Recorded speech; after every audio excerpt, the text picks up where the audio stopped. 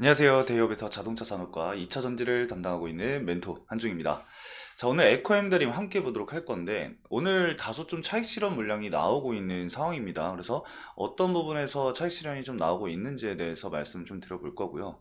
지난 영상에서 제가 차트적인 부분들과 그리고 아직까지 이슈가 나오지 않고 있기 때문에 추가적인 이슈가 없기 때문에 이 단기적인 차익 실현이 좀 나올 수 있다. 그래서 수급적인 부분과 그리고 차트적인 자리를 지켜주는 게 굉장히 중요하다라고 좀 말씀을 드렸습니다.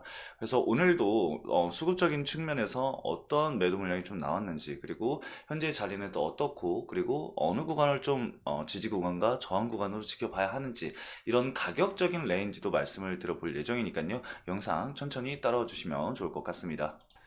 자, 우선 차트 먼저 함께 보도록 하겠습니다. 자, 차트를 좀 살펴보면은 현재 과거에서부터 이 매물대가 굉장히 두텁게 형성이 됐었던 걸 확인을 할 수가 있습니다.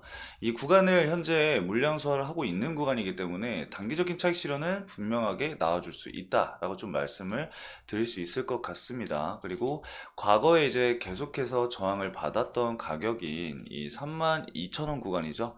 이 32,000원 구간을 원래 자리를 좀 지켜주는 흐름이 나왔으면은 가장 베스트일 거다라고 좀 말씀을 드렸는데, 오늘 1차적으로 좀 아랫꼬리가 달리면서 이탈을 시도한 모습을 보이고 있습니다. 그래서 이 가격대가 좀 중요한 구간이다라고 말씀을 드릴 수 있을 것 같은데, 그 아래로는 사실 추가적인 지지 구간으로 볼 수 있는 게 3만 원까지거든요.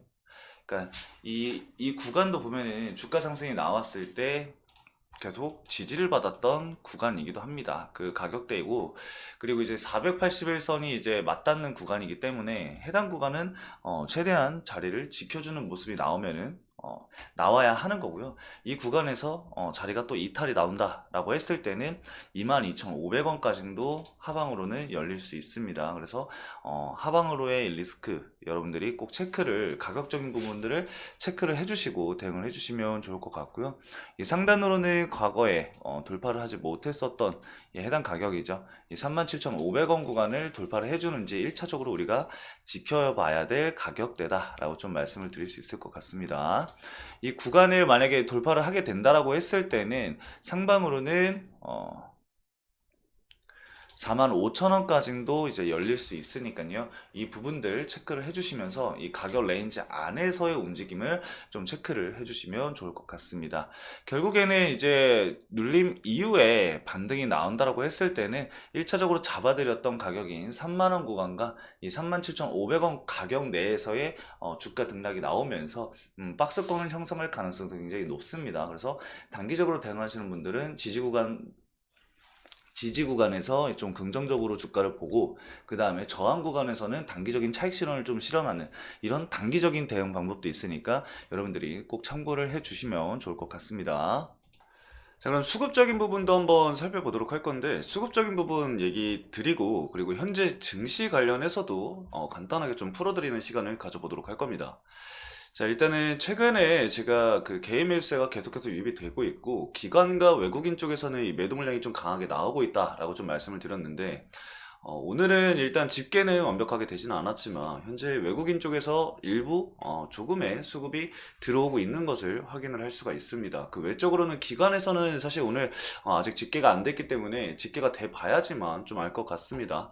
이 개인 같은 경우는 오늘 매수세가 유입이 되면서 일부 미래에셋이 지금 좀 매수 물량이 많이 찍혀 있는 상황이잖아요. 그래서 오늘 아마 매수로 마무리가 될 가능성이 굉장히 높다. 그래서 개인과 외국인 쪽에 매수세, 그리고 기관은 매도 물량이 나올 가능성이 높다라고 좀 말씀을 드릴 수 있을 것 같습니다.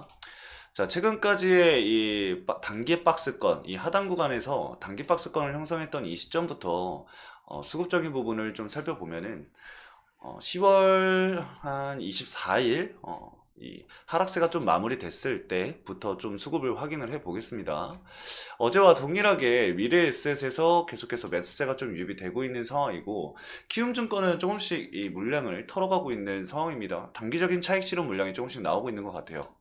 자, 그리고 교보를 좀 살펴보면은 제가 이 개인들 물량 제외하고 현재 교보가 지금 가장 많이 보유를 하고 있고 중요하다라고 좀 말씀을 드렸었습니다. 근데 오늘도 역시나 보니까 최근에 이제 조금이지만 추가적인 매수세가 들어오면서 14만 주 정도를 보유를 하고 있는 상황입니다. 해당 이 교보 쪽에서 매도 물량이 나오게 되면은 이 하방에 대한 압력이 좀 강해지면서 여러분들 이 지지 구간들을 이탈을 하는 경우가 발생을 할 수 있으니까요. 이 교보 물량을 좀 꾸준히 체크를 좀 해주시면서 대응 전략을 구상해 나아가시는 걸 권장을 드리도록 하겠습니다. 자, 그러면 이제 시장을 좀 봐서 말씀을 좀 드려볼 건데, 자, 국내 증시는 이 홍해와 그리고 북한 관련 지정학적 리스크에 따른 환율 급등과 이 연준 이사의 매파적인 발언 그리고 중화권 증시 급락으로 인해서 이 패닉셀링 장세가 출현하면서 조정을 받고 있는 상황이죠. 이 당분간은 이 연준의 금리나 기대감과 그리고 금리나 기대감 후퇴와 그리고 이 시장 금리 상승 등 이 매크로상의 부담 요소가 상존할 가능성이 굉장히 높은 상황이다라고 볼 수가 있겠습니다. 자, 지금 코스피는 연초 고점 대비해서 8.9% 정도 하락을 한 상황이고요. 코스닥 같은 경우는 연초 이 고점 대비해서 6.4% 하락한 상황입니다. 이 통상적으로 고점 대비 10% 이상 하락을 할 경우에 조정장, 이 하락세가 이어지는 조정장으로 인식을 하고 있는 만큼 아직까지는 이 추세 붕괴 우려를 키우는 조정장에 진입했다고는 볼 수가 없는 상황입니다. 뭐 앞으로 계속해서 하락세가 이어져서 결국에 이 고점 대비 10% 이상의 하락세가 보인다라고 했을 때는 조정장으로 이제 진입을 했다라고 볼 수가 있는 거겠죠. 하지만 이 코스피는 이 지난 1월 3일부터 계속해서 이 하락하는 구간에서 반등도 제대로 못하고 단기간 2500선을 이탈했다는 점은 이 많은 이들로 하여금 이 공포 심리를 좀 자극을 하고 있다고 해석을 할 수가 있는데, 지난해 이 연말부터 순매수세가 이어져 왔고 이 국내 증시의 방향성에 영향력을 굉장히 크게 행사하는 이 외국인 자금이죠. 이 외국인 자금이 최근 2거래일 동안 이 환율 급등으로 인해서 약 1조 원의 자금을 순매도했다는 점도 이 불안을 가중시켰다라고 볼 수가 있겠습니다. 자, 이러한 복합적인 부분들이 겹치면서 최근 이 패닉셀링 장세를 유발했다라고 해석을 할 수가 있겠고요. 결국 이 패닉셀링 장세는 이 분위기를 환기시키기 위해서는 이 조정 원인을 제공하는 4가지 요소를 해소를 해야 되는데, 어떤 요소들이냐? 자, 첫 번째로는 여러분들도 이제 알다시피 4분기 어닝 쇼크가 있고요.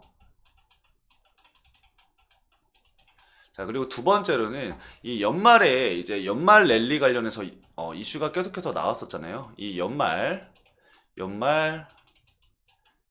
랠리에 대한 과도한 인식. 그리고 세 번째로는 북한이죠. 지정학적 리스크. 자, 그리고 마지막으로는 뭐가 있을까요? 바로 연준 정책의 불확실성입니다. 연준까지만 쓸게요. 자, 이렇게 4가지 요소를 좀 해소를 해야 되는데, 이 중에 이제 연말 랠리의 부담은 해소가 된 상황이고요, 현재.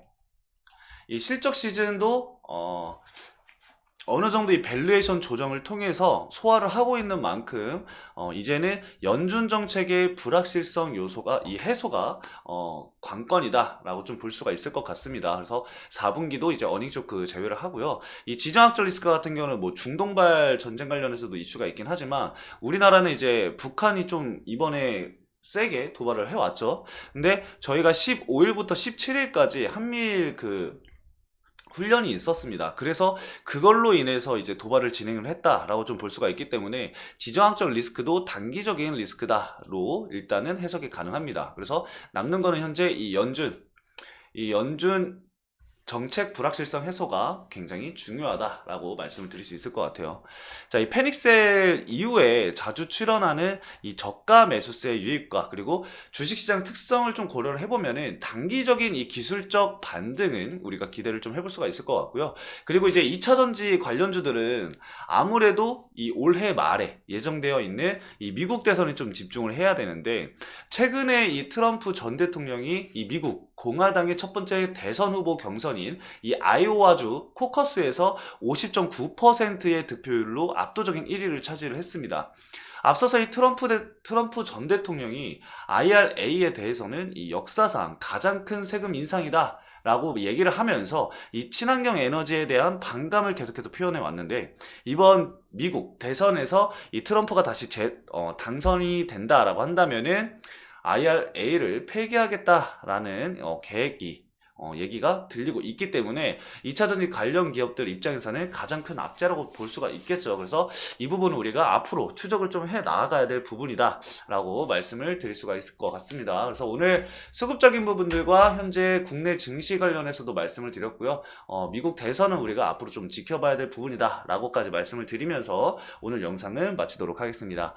해당 영상도 시청해주신 여러분들 너무나도 감사드리고요. 다음 영상에서 제가 또 이슈적인 부분이 나온다라고 하면은 그 이슈를 해석하는 영상과 그리고 실적 부분이 또 나온다라고 하면은 그 부분도 말씀을 드리는 시간을 가져보도록 할 거니까요. 다음 영상도 꼭 시청해 주시길 바라겠습니다. 감사합니다.